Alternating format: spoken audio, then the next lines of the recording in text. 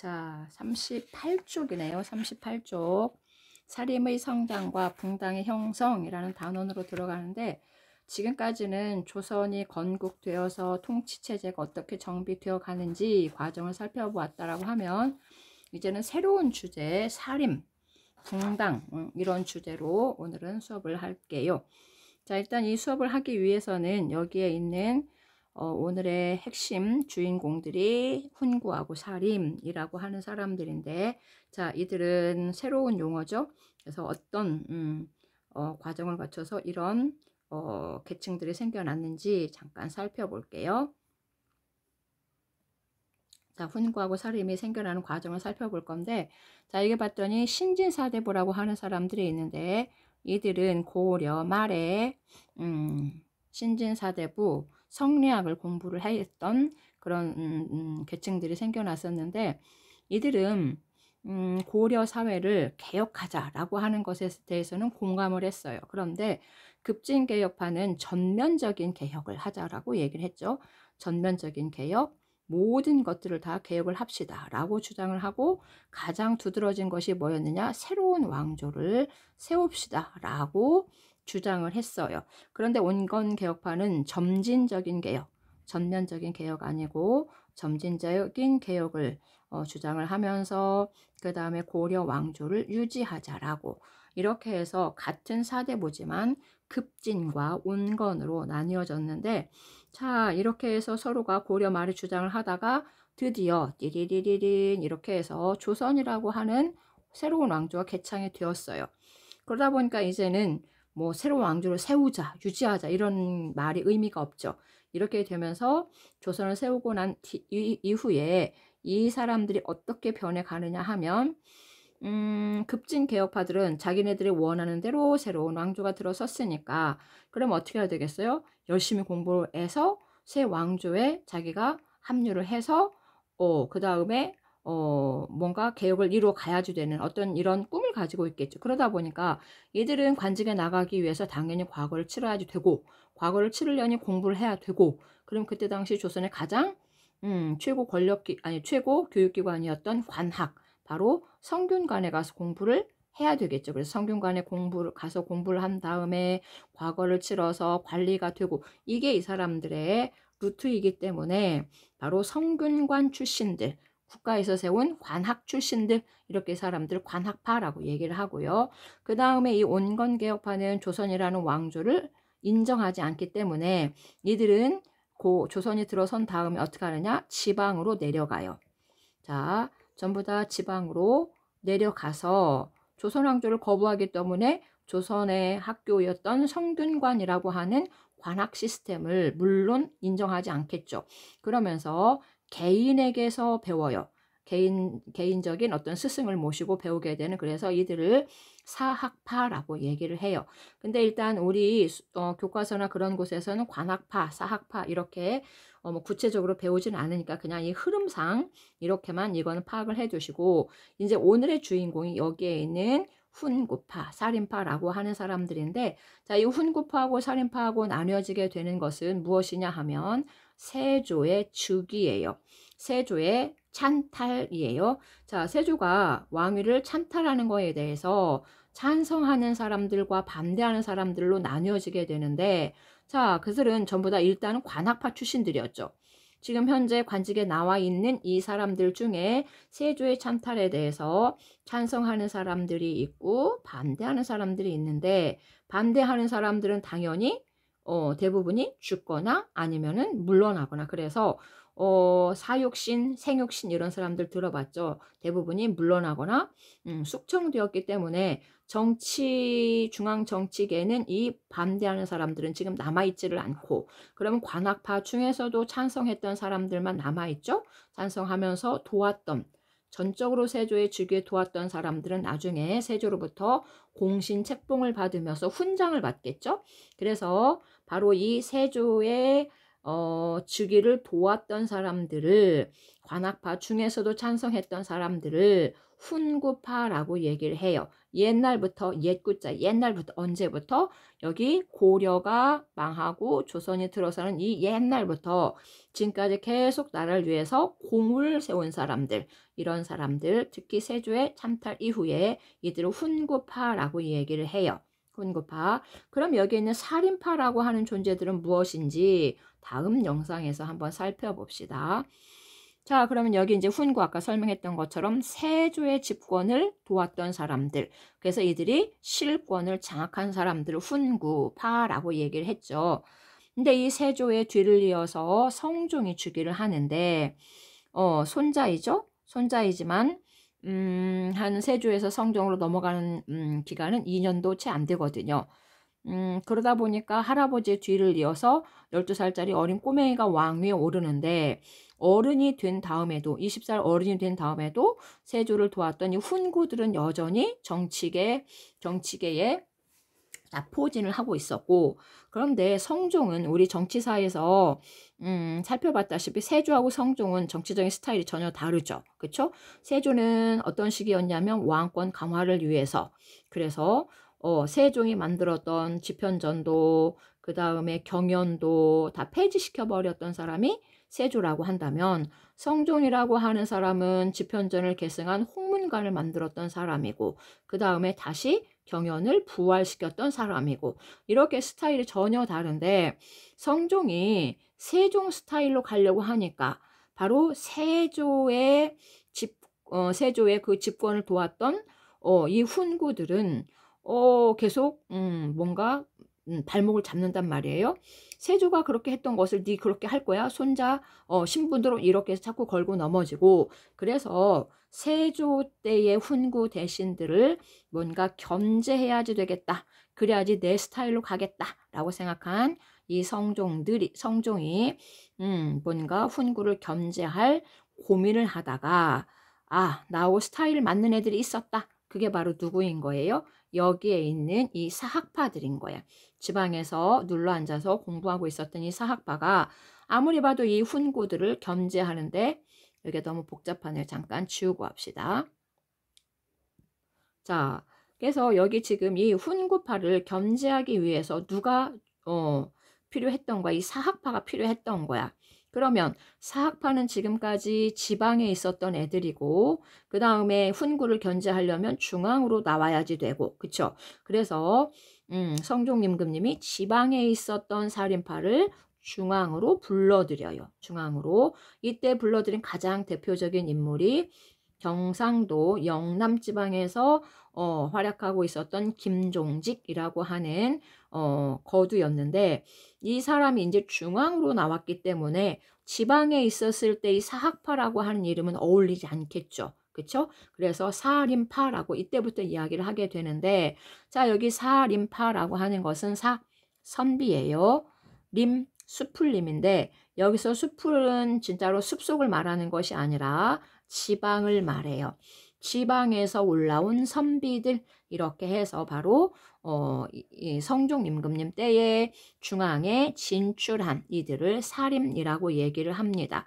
그렇다라고 하면은 성종 입장에서 이 사람들을 불러들여서 사림을 불러들여서 훈구를 견제하려고 했으니까, 그러면 이들에게 줘야 할 관직이 주로 뭐이겠느냐?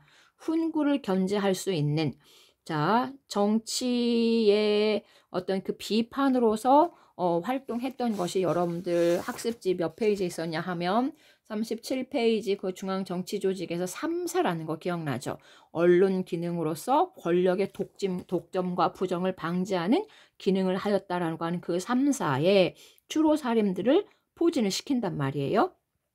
자, 이렇게 해서 사림으로 하여금 훈구를 비판하게 하고, 그래서 권력의 독점을 방지하기 위한 이런 시스템으로 갔었고, 그래서 이 성종의 비호 아래에 훈구와 사림들이 견제를 하면서 적당히 이제 균형을 이루어가게 되는데, 자, 이 성종이 세상을 뜨고 연산군이 즉위했어요.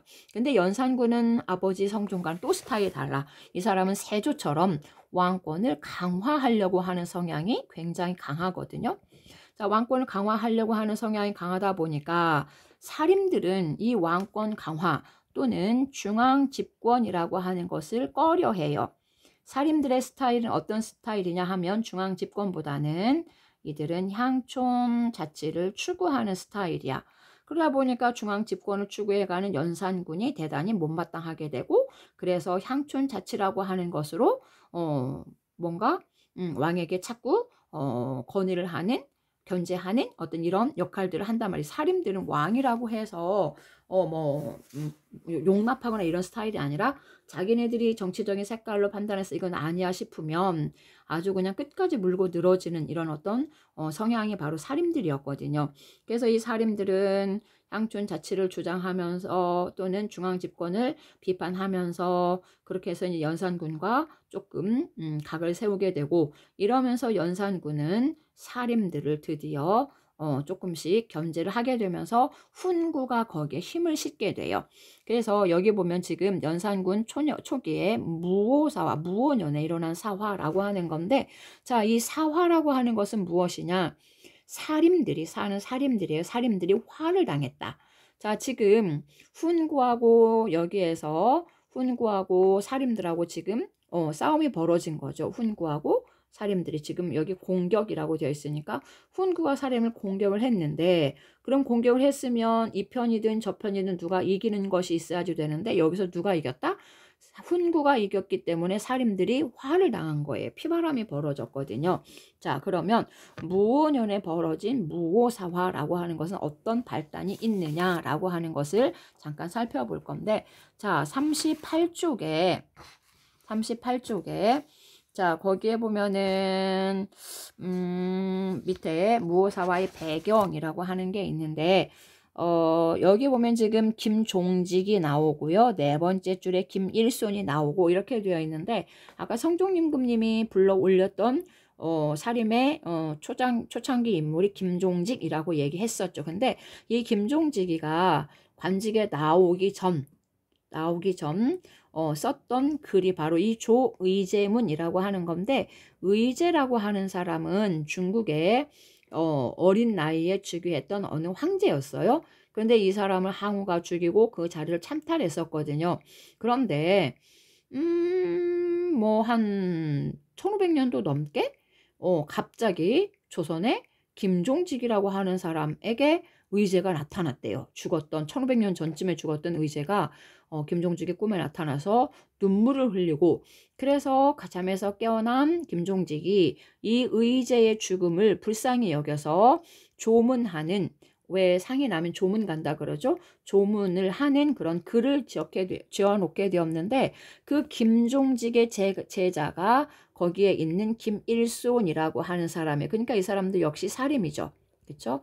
자, 이 김종직의 글을 김일손이가 사초에다 실었다라고 되어 있는 이 사초란 뭐냐? 지금 여기 연산군 초라고 얘기했는데, 연산군의 아버지가 성종이죠. 성종이 사망을 했어요. 그러면 실록을 편찬해야 돼요. 이것을 역사 사자 써가지고 사라고 얘기하거든요. 그래서 성종실록을 작성하기 위한 초안을 김일손이도 거기에 합류해서 지금 작성을 하고 있었는데, 김일손이가 성종에 대한 기록을 정리하니까 당연히 성종조 때의 대표적인 신하였던 바로 김종직에 대한 것도 성종실록에 실리게 되고, 그러면서 바로 이 조의제문을 실었단 말이에요. 그래서 이 김종직의 조의제문을 사초에 실은 걸 보고 그때 당시 훈구 중에 한 사람이 역시 이 사초에 관여를 하고 있었는데, 자기네들끼리 이 글을 볼 수 있잖아요. 그래서 김종직의 이 조의제문을 이제 보았고, 근데 은근 이 훈구들이 지금 여러 가지 면에서 사림들을 지금 대단히 껄끄럽게 생각하고 있던 찰나였었는데, 이거를 가지고서 어떻게 생각을 하느냐? 의제를 누구에게 빗대느냐? 단종에게, 억울하게 죽은 단종에게 비교를 한단 말이에요. 항우를 누구에게? 그럼 세조에게. 그러면 의제가 불쌍하고 그 다음에 항우는 나쁜 사람이야. 그치? 그렇다면 이거를 단종은 억울한 거고 세조는 나쁜 사람이야. 그러면 세조의 손자가 성종이고 성종의 아들이 지금 연산군이란 말이죠. 그럼 지금의 왕은 뭔가 잘못된 지금 계승이라는 방법이지. 계승이라는 거지. 자, 이렇게 해서 지금 왕의 지금 그 왕권을 이어간 거에 대해서 이들이 불만을 품고 있는 거다라고 반역으로 뒤집어 씌워서 결국에 김일손, 그 다음 심지어 묻혀 있었던 김종직의 무덤까지 파헤치는 이것을 무오사화라고 얘기를 하고, 그렇다면 김종직의 수많은 제자들이 중앙정치계에 나왔다가 결국은 엄청난 피바람에 의해서 숙청되었겠죠. 자, 이렇게 해서 연산군이 무오사화를 일으켰고, 그 뒤에 또 한 번의 사화를 일으키면서 사림들이 대거 약해지는, 위축되는 그런 상황을 거쳤고, 자, 그 다음에 여러분 알고 있다시피 연산군이 결국 쫓겨나죠. 그쵸? 연산군이 쫓겨나는데 이것을 우리는 중종반정이라고 얘기를 해요. 쿠데타예요. 그래서 이 쿠데타가 일어났는데 중종이 쿠데타를 일으킨 것이 아니라 훈구들이 일으켰단 말이에요. 훈구들이 연산군을 내몰고 그럼 새 왕에 누구를 앉히지? 해서 가장 왕족 중에 만만하고 조금 자기네들이 요리하기 쉽다라고 판단한 이 중종을 왕위에 앉히거든요.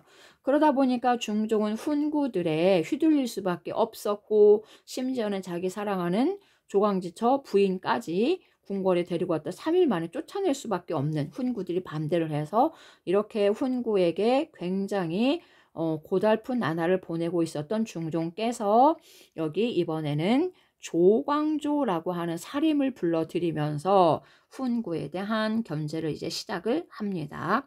자, 이 조광조가 나와서 역시 이들도 주로 사림들이 주로 이들도 어디에 앉느냐? 바로 언론직 3사에 앉게 되고 그 다음에 이제 개혁을 해 가게 되는데, 이 조광조의 개혁 정치가 굉장히 많지만 그 중에 대표적인 지금 두 가지를 여기서 살펴본다면, 현량과라고 하는 것은 관리 등용 방법이에요. 우리 지난 시간에 살펴보았을 터인데 조선시대의 관리 등용하는 잘못됐네. 방법에는 몇 가지가 있다? 세 가지가 있다. 과거라고 하는 방법, 그 다음에 음서라고 하는 방법, 또 하나의 방법이 천거라고 하는 방법. 이게 바로 현량과라고 보면 돼. 천거, 추천이에요. 여기 똘똘한 사람 누구 있어요? 하고서 추천하는 건데 현명하고 어진 사람들을 추천을 하는데, 주로 여기에 뽑히는 사람들은 누구일까요? 당연히 누구겠다? 당연히 자기네들 하고 같이 공부했던 누구를? 사림들을 대거 천거를 할 터이고, 그래서 이 사람들은 대거 3사에 포진을 해서 그 다음에 뭐 할 거다? 지금까지 훈구들이 어떤 잘못을 했는지 비판을 하고 또는 견제를 하고 이렇게 되겠죠. 자, 이 훈구를 비판하고 견제하는 것 중에 가장 대표적인 게 바로 여기 위훈삭제라는 건데, 이건 무엇이냐 하면, 자, 중종이 쿠데타에 의해서 왕위에 올랐죠. 그렇죠? 그러다 보니까 중종을 왕위에 앉혔던 훈구 대신들 그 사람들이 공신책봉을 받았는데, 이 공신책봉을 보아하니 잘못된 게 한두 가지가 아니라는 거야. 거짓이라는 얘기야. 잘못된 훈장들이 너무 많더라는 거야. 그럼 이거 다 뭔가 삭제를 해라 라고 하는 것을 사림들이 요구를 하게 되고, 그러면서 훈구들은 조광조와 사림들에 대해서 굉장한 불만을 품게 돼요. 이 위훈 삭제가 해당자 중에 3분의 2가 잘못됐었대요. 그러니까 엄청나게 수많은 훈구 대신들이 자기가 지금 예를 들어서 2급 공무원으로 올라왔는데 5급 공무원으로 내려가야지 되고, 그 다음에 내가 가지고 있던 뭐 상금으로 받았던 토지라든 이런 걸 다 물어내야지 되고, 이거 굉장한 좀 거센 반발이 있을 수밖에 없겠죠. 자, 이렇게 해서 거센 반발들이 나오게 되고, 그 다음에 이들이 너무 강경하게 그렇게 자꾸 여러 가지로 걸고 넘어지다 보니까 심지어는 중종조차도 이 조광조가 약간 좀 거북하게 되었고, 그러면서 결국에 이제 문제가 생기는데, 훈구의 딸 중에 궁궐에 중종의 그 후궁으로 들어왔던 사람들이 조금 꼼수를 부려가지고 궁궐 뒷뜰에 있는 나무 이파리에다 꿀 가지고서 글씨를 새겼죠. 글씨를 새겼죠. 아마 들어봤을 걸. 나무 이파리에다가 주초위왕이라고 한문으로 썼는데 이 주초를 주초가 왕이 되다는 말인데 이게 주자거든요. 이게 초자거든요. 한마디로 하면은 이거 합하면 이게 조가 되는 거야. 조가 왕이 되려고 한다. 이 조가 누구게? 그러면은 임금님 이거 조광조래요. 이렇게 해가지고 괜히 말도 안 되는 그런 꿀 가지고서 글씨 써가지고 조광조와 그의 일당들을 사림들을 영모로 묶어서 죽여버리는 사건이 기묘사화예요. 자, 이렇게 해서 우리는 지금 두 개를 살펴보았지만 무오사와 그 다음에 기묘사와 둘을 살펴봤지만 이런 사화가 4번 일어나게 되거든요. 이렇게 해서 4번의 사화를 거쳤으니까 자 당연히 사화니까 사림들이 화를 당했으니까 중앙에 있다가 지방에 있다가 중앙에 나와서 죽고 그러면 결국에 정치판엔 누구만 있을 거다? 훈구만 있을 거다. 그런데 엄청난 대반전이 있어서 사화를 거쳐서 정권을 장악하는 것은 누구냐?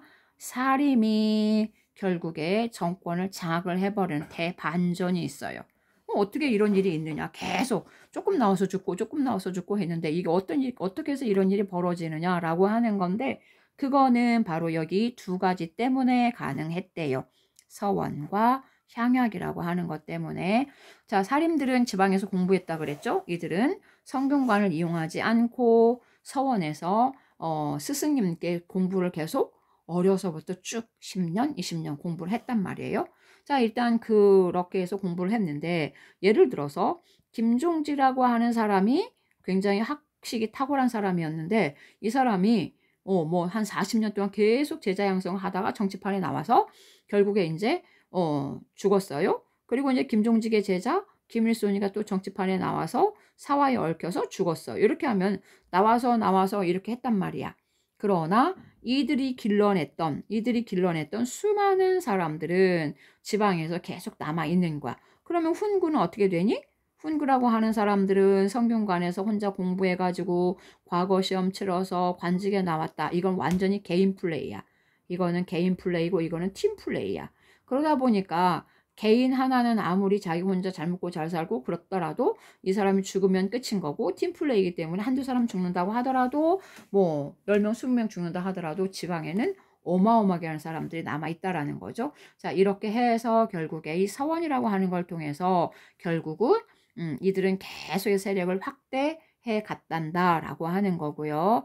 자, 그 다음에 자, 여기 보면 향약이라고 하는 게 있는데 아까 얘기했던 것처럼 사림들은 향촌 자치를 추구해가는 사람들이다라고 얘기했죠. 자, 향촌이라 하면 김포시 이런 단위를 향촌이라고 얘기를 합니다. 자, 김포에는 자 중앙에서 여기 향촌의 김포의 행정을 책임지고서 중앙에서 파견한 사람이 누가 있느냐? 수령이 있어요.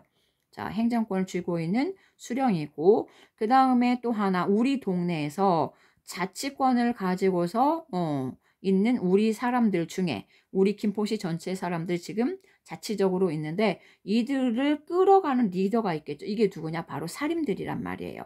그러면 사림들이 자치적인 것을 우리는 이런 식으로 할 거야 라고 하는 나름대로 우리 반에 어떤 그 규칙이 있는 것처럼 향촌에 약이라는 것은 자치 규약을 말하거든요. 자, 이거 향촌 우리 동네는 어떻게 할까? 회의를 거쳐서 우리 이렇게 하자. 그러면서 이거를 안 지킨 사람은 제재를 가하고 이런 것은 수령이 아니라 사림이란 말이죠. 그래서 서원과 향약을 중심으로 해서 결국은 사림들은 탄탄하게 자기들의 발판을 다져가게 되고 그러다가 결국에 여기에 있는 것처럼 잠깐 지웁시다. 자, 그래서 여기에 있는 것처럼 선조 임금님 때부터 결국에 사림들이 정치를 장악해가 돼요. 사림들이 정치를 장악하게 되고 자 그러다 보니까 사림들만 남게 되다 보니까 또 사림들 간에 나름대로의 이런 뭐랄까요?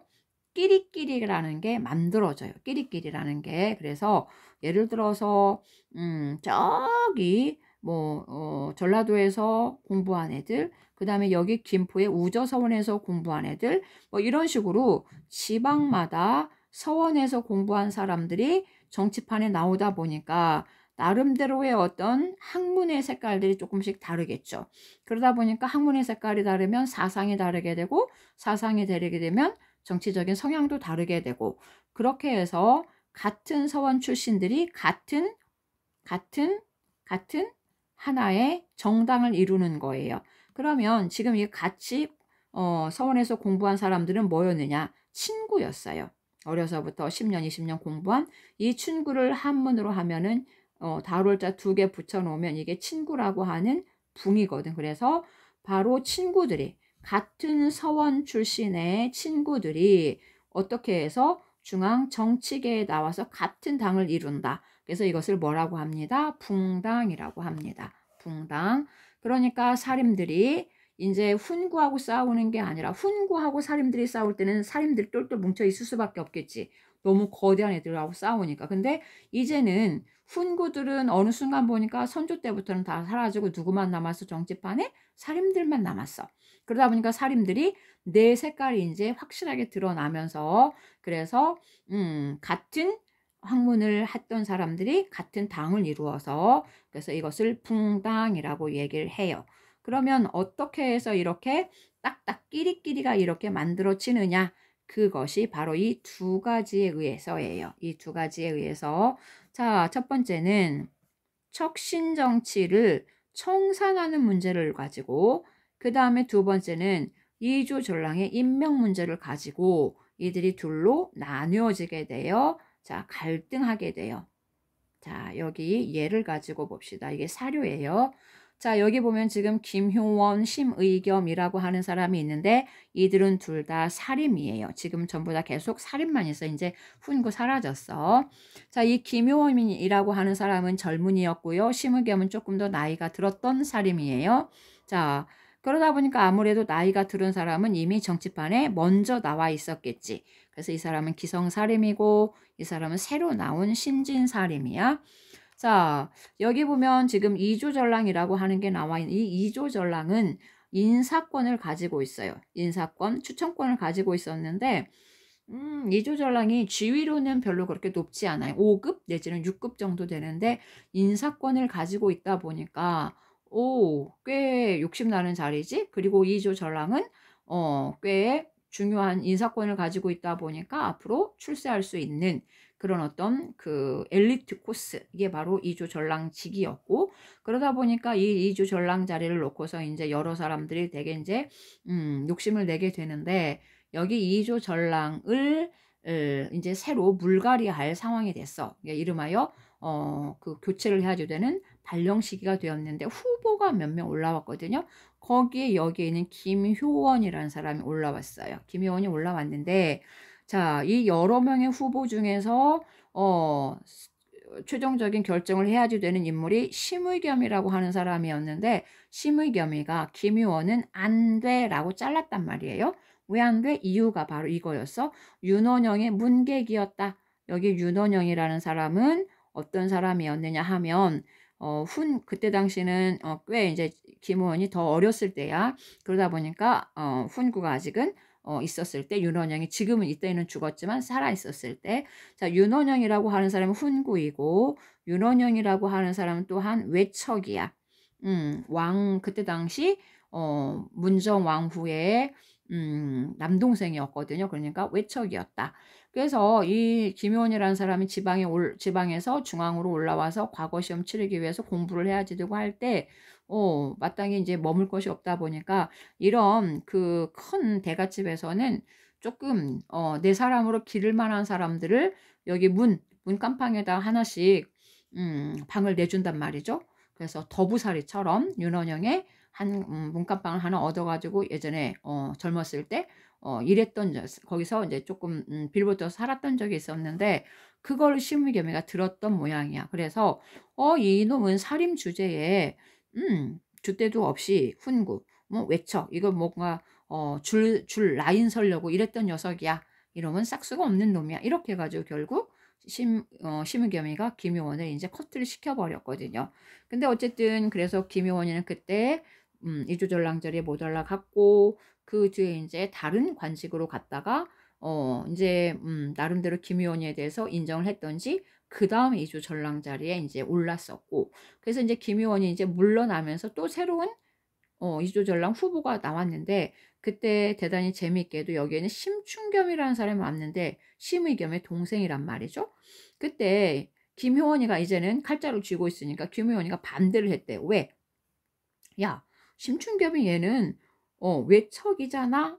이걸 가지고 자, 나는 외척에 잠깐 더부살이 했다 그래서도 안 됐는데 심춘겸이는 얘는 진짜 외척이잖아 라고 하네. 외척 맞았거든요. 그래서 외척이잖아 라고 하는 그런 이야기를 했거든요. 심의겸 심춘겸의 그 여자 형제가 궁궐에 후궁으로 이렇게 결혼해서 들어간 케이스였었으니까, 자, 이렇게 해가지고 결국 심춘겸이를 커트를 시켜버렸고, 이렇게 하면서 김희원 측과 심의겸 측 사이에 뭔가 껄끄러운 분위기들이 이제 형성이 되었었어요.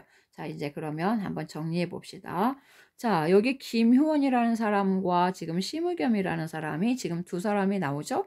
아까 있던 것처럼 김효원은 신진, 그 다음에 여기는 기성 세력이라고 얘기를 했는데, 자, 이 신진 김효원의 집이 서울의 동쪽에 있었고요. 그 다음에 기성 심의겸의 집은 서쪽에 있어요. 그렇게 해서 동인이라는 단어, 서인이라는 단어가 나오는 거예요. 자, 김효원은 외척은 안 돼 라고 하는 심의겸을 자를 때 안 돼라고 하는 아주 강경한 그런 의사표현을 했잖아요. 그래서 바로 외척으로서 정치에 등장해서 신하가 되는 것은 안 돼. 이게 바로 척신 정치의 잔재는 안 돼. 싹 쓸어버려야 돼. 청산해야지 돼. 라고 하는 것에 대해서 굉장히 적극적으로 주장을 하였던 것이 김의원과 그들의 팀의 생각이었어요. 동인의.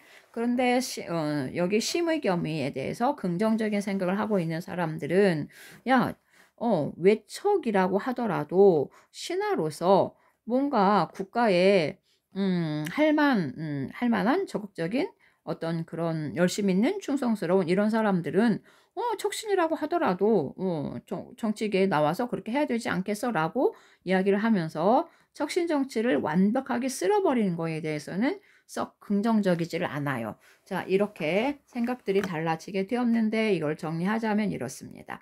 자, 지금 사림들이 동인하고 서인으로 나뉘어졌다. 언제요? 선조임금님 때라 그랬어요. 선조임금님 때 붕당이 시작되었고, 선조임금님 때 동인과 서인으로 나뉘어졌고, 자, 아까 신진사림, 기성사림 얘기했죠. 자, 이 사람들은 척신정치 청산에 적극적이고 얘네들은 소극적이고, 근데 이 사람들은 생각이 같다? 어떻게? 같은 스승 밑에 제자들이다 라고 얘기했죠. 그래서 이 동인들은 주로 이황의 제자, 서인들은 이의 제자 이렇게 됐어요. 자, 그렇다면 이 붕당 정치가 어떻게 전개되어 가는지를 살펴볼 건데, 자, 붕당 정치란 붕당은 일단 같은 스승 밑에 제자라 그랬죠. 그러니까 학문적인 색깔이 같아요. 그 다음에 정치계에 나와서 역시 같은 팀을 이루어요. 이렇게 해서 사림들이 모여가지고서 자기네들의 어떤 공론을 형성하고 이렇게 해서 나라의 전국을 이끌어가는 형태를 붕당 정치라고 얘기를 해요. 자, 아까 얘기했던 것처럼 선조 임금님 때 붕당이 시작되었고 여기 있는 것처럼 동인과 서인으로 나뉘었어. 그런데 선조 임금 말년쯤 가서 세자 책봉 문제를 놓고서 사건이 벌어지는데 이것을 역사에서는 정여립 모반 사건이라고 얘기를 해요. 자, 정여립과 정철 뭐 연결돼 가지고 수많은 서인들이 여기서 이제 축출당하게 되는데, 이 서인들을 축출하면서 이 동인들이 서인 문제를 처리하기 위해서 둘로 의견이 나뉘어져요. 자, 어차피 쟤네들은 다 처형되거나 귀양 가거나 정치판에서 쫓겨났어. 그러니까 이 정도로 됐어 라고 하는 측과, 아니야, 싹까지 다 잘라버려야지 돼, 이렇게 해서 강경하게 또는 온건하게 처리를 하는 이 문제를 놓고서 결국에 동인들이 남인과 북인으로 나뉘어지게 돼요. 자, 그거를 여기다 잠깐 정리해 봅시다. 자, 선조 임금님 때의 붕당이 어떻게 됐다고요? 동인과 서인으로 나뉘어지게 되었고, 그 다음에 서인을 처리하는 문제를 놓고서 동인이 다시 남인과 북인으로 나뉘어졌어. 자, 이렇게까지 살펴보았어요. 선조의 뒤를 이은 게 광해군이에요. 자, 광해군은 북인과 같이 가요. 북인과 이 둘은 임진왜란 당시에 전쟁터를 누볐던 끈끈한 정이 있었던 그런 과거가 있었고, 그래서 광해군이 즉위하면서 북인들이 전국을 주도해 가게 되는데, 우리 모두 알다시피 광해군이 인조반정에 의해서 쫓겨나죠. 그러면서 광해군만 쫓겨나는 게 아니라 누구도 쫓겨난다? 북인도 쫓겨난다. 그래서 앞으로는 북인은 영원히 없어요. 그럼 정치판에 지금 현재 누구만 있는 거야? 정치판에 여기에 있는 대로 남인하고 서인만 있어. 근데 이 인조반정을 일으킨 사람들이 누구냐? 서인이야. 서인. 그러다 보니까 이 인조 임금님 때에는 잠깐 지웁시다. 자, 그러다 보니까 이 인조 임금님 때에는 자, 서인이 모든 관직을 독점을 해요. 그러나 아까 얘기했던 것처럼 지금 자, 동인 중에서는 누구만 남아있어? 남인만 남아있고, 동인 중에 남인만 남아있고, 그 다음에 지금 서인이고 이러죠. 그래서 서인이 정권을 독점한 상태에서 남인을 허용을 해요. 그래서 이런 걸 어떻게 표현하느냐 하면 서인이 주도하는 상태에서 그 다음에 남인이 공존하는 시스템, 이게 인조 때의 정치 형태예요. 그리고 인조의 뒤를 이은 사람이 효종인데, 이 효종도 역시 남인 공존에, 서인주도 남인 공존에 이런 것을 뭐라고 얘기하느냐? 정상적인 붕당 정치라고 얘기를 하거든요. 그래서 이 붕당 정치가 아주 대단히 정상적으로 잘 진행이 돼요. 인조에서 효종 때까지. 자, 효종이 사망하고 그 뒤를 이은 것이 현종인데, 현종은 꽤 유명한 이야기가 여기에 나와 있는데, 여기 봤더니 뭐라고 되어 있냐면 두 차례 예송 논쟁이라고 하는 게 일어났고, 그래서 지금 서인하고 남인 사이 어떻게 된다? 대립이 심해진다. 이것은 자, 뒤로 가서 살펴봅시다. 자, 여기 보았더니 선왕의 장례 준비를 지금 어느 임금님 때예요? 현종 임금님 때지. 그럼 현종이 아까 선왕이 누구야? 앞에 왕이니까 효종이죠. 그쵸? 지금 어떻게 되냐면 인조, 효종, 현종 이렇게 순서가 이렇게 되거든. 근데 지금 현종 때 예송 논쟁인데 지금 선왕이라 그랬으니까 당연히 여기 효종이란 말이에요. 자, 효종이 세상을 떴어요. 그러면 장례를 치러야 되겠지? 그런데 효종의 엄마인 자의대비가 살아 있었고, 그럼 자의대비가 아들인 효종을 위해서 상복을 얼마를 입어야 되느냐를 놓고 서인과 남인 사이에 토론이 벌어졌는데, 이 서인들께서는, 선왕께서는, 누구께서는, 효종께서는 장남이 아니시니 둘째였거든요. 둘째. 자, 첫째는 누구였느냐? 소현세자라고 하는 사람이 있었는데, 청나라에 병자호란 후에 소현세자와 그 다음에 여기 호종이 되는 복림대군이 같이 청나라 인질로 갔다가 한 10여 년 인질 생활을 하고 돌아왔다가 얼마 안 있어서 소현세자가 바로 죽어요. 30이 간 넘은 나이였는데 돌아오자마자 죽고, 그 다음에 이제 뒤를 이은 것이 효종이었거든요. 그래서 바로 이 둘째인 효종이 왕위에 올라서, 그러니까 장남이 아니고 둘째이니까 둘째는 1년을 입어야 되거든. 이렇게 서인이 얘기를 했어.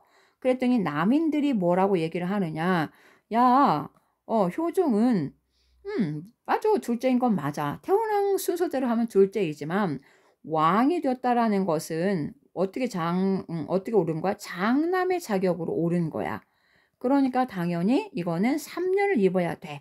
라고 이야기를 하는 거예요. 자, 이 이야기는 뭔 얘기냐? 자, 서인의 이야기는 예는 지금 우리 여기 현종 때 예송 논쟁이라는 걸 살펴보고 있잖아요. 예송 논쟁의 예가 바로 이 예야. 예절할 때, 예법 할 때 그 예야. 예라고 하는 것은, 예절이라는 것은 어디서나 다 똑같은 거거든. 야, 우리 지금 이 예를 어디를 보고 참고하는 거야? 주자가래라고 하는 책을 보는데, 그 주자가래에 의하면 장남은 3년이고 차남 이하는 1년이라 그랬지 않니? 그러니까 당연히 1년이지 라고 얘기를 하는 거고, 남인은 뭐라고 얘기하느냐? 주자가래는 말 그대로 집안의 예법이야. 집안의 예법, 그냥 우리들의 집안 예법이야. 여기는 집안이 아니라 왕실이잖아.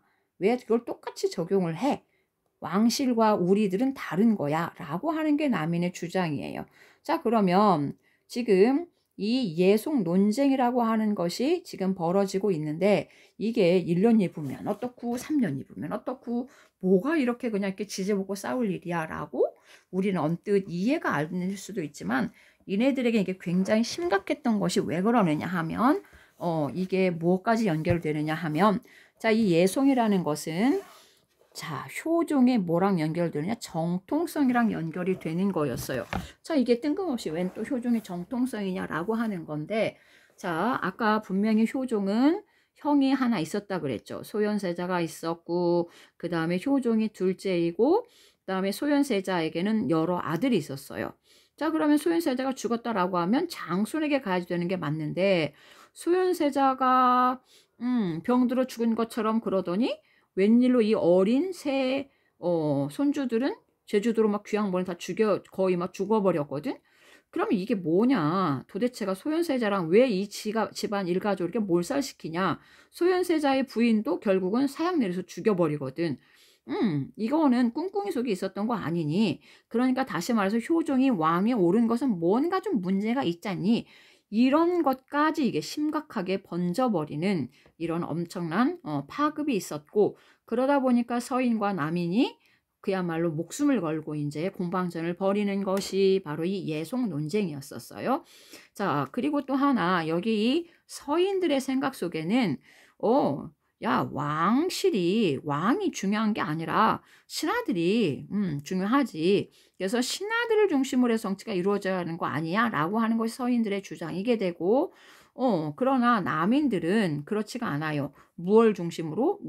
국왕을 중심으로 정치가 이루어져 가야 되는 거. 이게 서로에 대한 생각들이 다르다 보아하니 대립이 아주 심했던 것이 이 예속 논쟁이에요. 그래서 예속 논쟁이라는 것은 여러분들이 꼭 알아둬야 되는 그런 주제였어요. 자, 이렇게 해서 예속 논쟁이 아까 두 차례의라고 되어 있는데 예속 논쟁이 1차와 2차가 있는데 1차는 효종이 사망을 해서 그 다음에 2차는 효종의 비가 사망을 해서 자, 그러면 효종이 죽었으니까 현종 초기겠죠. 현종 초기인데 문제는 현종의 입장에서는 서인과 남인 중에 누가 더 마음에 드는 논리일까? 당연히 왕실과 사대부는 다르다라고 하는 국왕직승모로 가야 된다는 남인이 마음에 들지만 지금은 효종이 사망한 다른 말로 현종이 즉위한 초기이다 보니까 그래서 어쩔 수 없이 목소리 큰 서인들의 주장대로 갈 수밖에 없어서 1차 때에는 서인들이 뜻을 이루게 돼서 1년으로 결국 상복을 입게 돼요. 그 나중에 2차 효종 비가 사망했을 때에는 어느 정도 세월이 흘렀었고 그러다 보니까 왕도 어느 정도 이제 뿌리를 내리면서 자기 세력을 키우면서 그래서 결국은 남인들의 주장대로 그렇게 해서 왕비가 죽었기 때문에 이때는 9개월을 입는 걸로 이렇게 해서 1년을 입는 걸로 이렇게 해서 결국은 근데 여기서 1년 입는 거, 3년 입는 거, 그 다음에 1년 입는 거, 9개월 입는 거 이런 것은 그렇게 썩 중요하진 않아요. 혹시라도 궁금할까봐 1년 3개월 여기는 9개월 그 다음 1년 이렇게 해서 여기서는 3년 여기서는 1년 이렇게 되거든요. 자, 이렇게 해서 두 번의 예속 논쟁을 거쳐가면서 서인과 남인 간의 대립이 심해졌다. 이게 지금까지의 예속 논쟁에 대한 이야기였었고 자, 이번에는 다른 주제로 한번 넘어가 보도록 그렇게 합시다.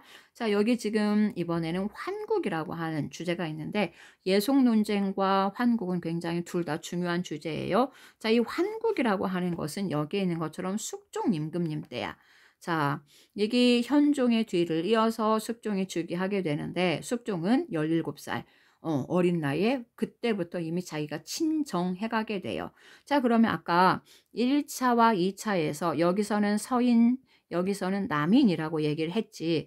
그러면 숙종이 왕위에 즉위했을 때는 이 남인들이 지금 주도권을 쥐고 있는 상태에서 숙종이 즉위를 했겠지. 자, 이런 상태에서 숙종인 자기가 이제 어린 나이에 즉위하다 보니까 어떻게 하면 왕권을 강화시키지?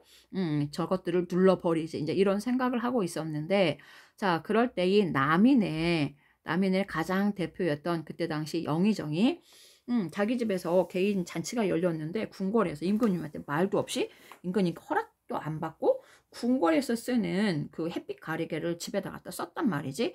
이게 들통이 나가지고 숙종이 이제 노발대발 하는 거지.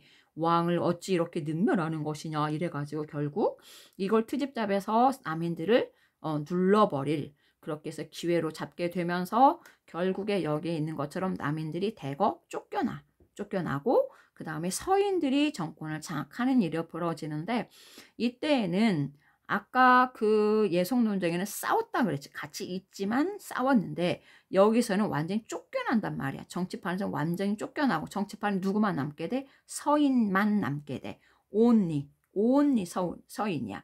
오로지 서인만 남게 되는 이런 일이 벌어졌었고, 그러면서 이제 서인들이 이 남인을 처리하는 문제를 놓고서 강경파와 이번에도 온건파로 나뉘어져요. 그래서 노론과 소론으로 이때 나뉘어지게 되었어요. 자, 이것이 경신년에 일어났기 때문에 경신환국이라고 얘기를 해서 결국에 이제 서인들이 지금 집권하고 있는 상태야. 자, 그럼 이제 여기서 서인이 집권하고 있었는데 여러분들 아마 장희빈, 인현왕후 얘기할 거야. 서인이 집권하고 있었는데 서인이 너무 또 나대는 것 같네. 숙종이 보니까 이거 서인들 좀 눌러야 되겠어라고 하는 생각을 할 때 뭐 장희빈의 아들을 뭐 인현왕후가 죽이려고 했대. 뭐 이런 뭔가 막 이런 그 장희빈의 나름대로의 꼼수 뭐 이런 게 있었는데, 여기 서인 측의 그 왕비, 이게 바로 인현왕후였었거든. 그래서 인현왕후가 장희빈의 아들을 죽이려고 했어라고 하는 걸 이제 트집 잡아가지고 인현왕후를 쫓아내고, 그렇게 되면서 대거 서인들을 같이 쫓아내버리고, 그렇게 되면서 장희빈과 같은 한편이었던 남인들이 집권을 하게 되는, 이게 바로 기사환국이라고 하는 거였었어. 자, 그런데 이번에는 또 남인들이 너무 나대네. 그러니까 남인들을 쫓아내버리고 싶어서 고민을 하고 있던 찰나에 어떤 일이 벌어지느냐.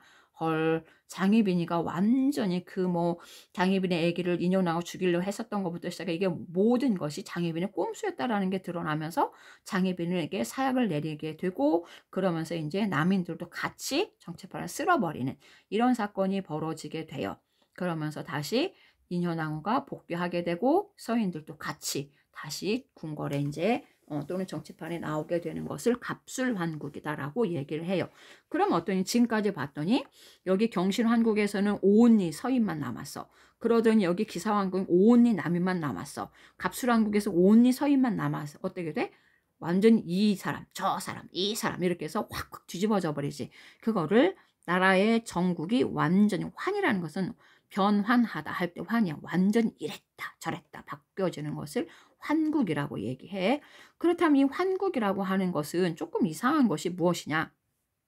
자, 원래 붕당 정치, 오늘날의 정당 정치란, 얘들아 정당은 이것도 있고 이것도 있어야지 되는 거잖아. 북한처럼 뭐 노동당 하나 있어. 이건 정상적인 게 아닌 거지. 그래서 여기 보면 그냥 완전히 한 당만 있는 어떤 이런 모양새는 어떻게 된 거야? 붕당 정치가 뭐 한 거야? 변질된 거야. 그래서 이 붕당 정치의 변질이란 말은 어디에서 쓴다? 환국, 숙종 때의 환국 시절에 이걸 변질이라고 얘기를 해요. 자, 이렇게 해서 결국 변질의 모습으로 별로 썩 좋지를 못하게 되고, 자, 그 다음에 여기 서인이 분화된 거 정리를 하자면, 아까 얘기했지? 남인을 배척하는 이 과정에서 서인이 노론하고 소론으로 나뉘어지게 되는데, 노론들은 얘네들을 다 싹 쓸어버리자 라고 주장하는, 여기 이 사람들은 아니야, 그 정도면 됐어, 이렇게 강경파와 소론, 온건파로 나뉘어지게 되었고, 그런데 이 같은 서인 중에서도 결국 노론이 정권을 장악하면서 노론만이 절대 권력을 쥐게 되는 이런 별로 썩 긍정적이지 않은 모습으로 정치가 흘러가게 돼요. 자, 이번에는 붕당 정치의 어떤 변질되는 모습이 바로 숙종 임금님 때 아까 환국을 통해서 변질이라는 모습으로 나왔다 그랬지. 자, 숙종 임금님이 왕권을 강화하기 위해서 이렇게 했다 저렇게 했다 해봤단 말이야. 그런데 맨 처음에는 얘네들 쫓아내고 강한 남인이 나대니까 남인들을 끌어냈어. 그랬더니 왕권 강화할 줄 알았더니 왜 서인이 들어오니 역시 마찬가지네. 어떤 이런 상황들이 벌어지면서 결국에 숙종이 이 환국이라는 것으로 왕권이 강화가 되지 않는구나 라는 결론을 내리게 되고, 그래서 붕당 간의 세력 균형을 유지하는 것이 낫지 않을까라고 하는 탕평론을 제시하게 돼요. 론이라는 것은 생각이나 주장을 말해, 정책이 아니야. 정책으로 실현이 되면 이것을 탕평책이라고 얘기하지만 어떤 그 생각들, 주장들 이렇게 되고, 그러나 숙종임금 때는 탕평론이 대두되지만 여기에 있는 것처럼 실효는 거두지 못하고 그 뒤에 이제 영조와 정조를 거쳐서 탕평책이 실시가 되는데 이것은 다음에 하도록 합시다.